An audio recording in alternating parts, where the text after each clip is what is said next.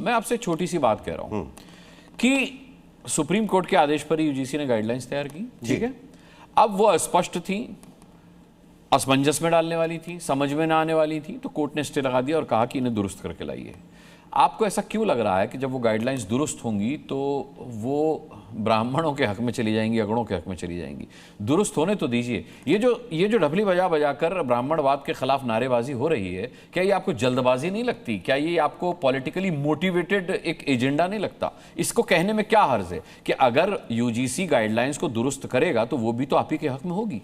नहीं, देखिए, किसी भी तरह का रिफॉर्म का तो हर किसी को स्वागत करना चाहिए, लेकिन मेरा सवाल यह है कि इस आंदोलन के बाद भारत में एक नई तरह की चर्चा होगी कि अब तक जो शोषक था एक पीड़ित था, लेकिन आज कहीं ना कहीं जो शोषक है वो खुद अपने आप को पीड़ित बता रहा है, क्योंकि ये सच्चाई है। जाति भारतीय समाज की तो ऐसे बात कर रहे हैं जैसे यूजीसी की गाइडलाइन से पहले किसी तरह का कोई कानून ही नहीं था शोषितों के खिलाफ। सतीश जी, ये तो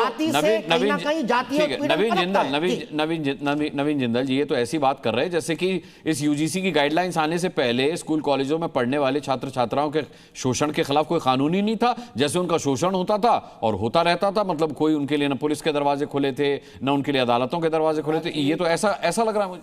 कानून तो सबके लिए सामान्य था, लेकिन मैं फिर भी कहता हूं कि जो SC ST पिछड़े अति पिछड़े जितने लोग हैं उनको कभी आज तक उसका बेनिफिट नहीं मिला। लेने वाले कुछ ही लोग हैं, वही इसको बार बार जिंदा रखना चाहते हैं। जेएनयू के अंदर जो भारत तेरे टुकड़े होंगे नारे लगाने वाला जो वामपंथी दल का गुट है वही आज इसको लेकर के चल रहा है। और जेएनयू के हमारे प्रोफेसर कहते हैं कि नहीं, दूसरी जाति के लोग अगर सामने आते हैं तो क्या बुराई है, किसी को कोई आपत्ति नहीं है। लेकिन आप किसकी बात कर रहे हो? आप बात कर रहे हो कि एक सामान्य वर्ग का व्यक्ति वो पहले से मान लिया कि ये दोषी है। किस लिए भाई? छात्र अगर कोई भी है, कोई भी छात्र है जो पढ़ने के लिए जाए, किसी भी जाति का है, अगर उसके साथ रैगिंग होती है, गलत होता है, तो उसको आवाज उठाना, उसको न्याय मिलना चाहिए, चाहे वो किसी भी जाति का हो। फिर इसमें जाति कहां से निकाल करके आ गई? आप जाति का जहर जो है क्यों विश्वविद्यालयों में डालना चाहते हो? और दूसरी बात, अभी आप कह रहे थे सर्वोच्च न्यायालय के निर्देश के ऊपर ये गाइडलाइन जारी हुई है, अब सर्वोच्च न्यायालय ने स्टे लगा दिया, तो फिर किस लिए विरोध कर रहे हो आप? या तो सर्वोच्च न्यायालय पे विश्वास करो या मत करो।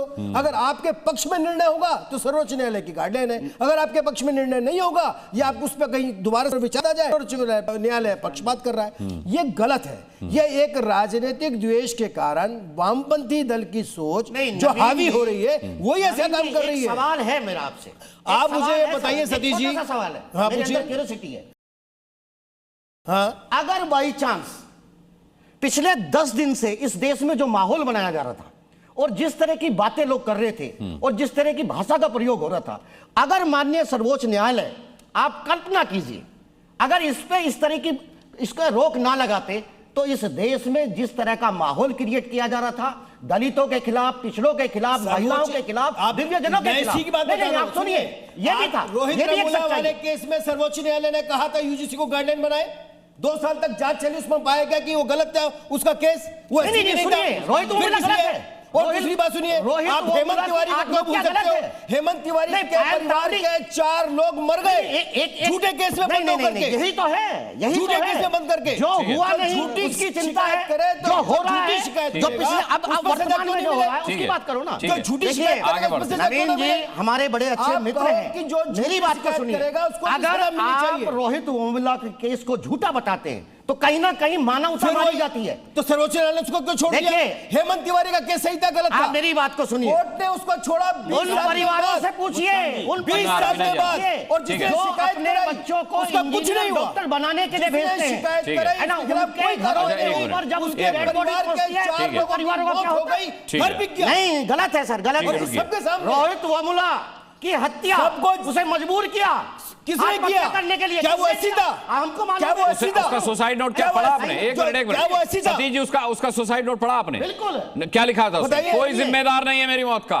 उसमें क्या लिखा था? उसमें किसी का नाम लिखा था? आदमी क्या कहता है ये बात अरे सुनिए। भाई, अब आप मरते हुए लोगों पर रिसर्च करने बैठेंगे। उसने क्या क्या लिखा ये भी सुनिए ना। देखिए, ये झगड़ा वहां कैंपस के अंदर एक छोटी सी डॉक्यूमेंट्री को लेकर के हुआ। वो डॉक्यूमेंट्री कहीं ना कहीं बाबा साहब डॉक्टर भीमराव अंबेडकर जी के नाम पे थी। तमाम तथाकथित लोग के अंदर आग लगी।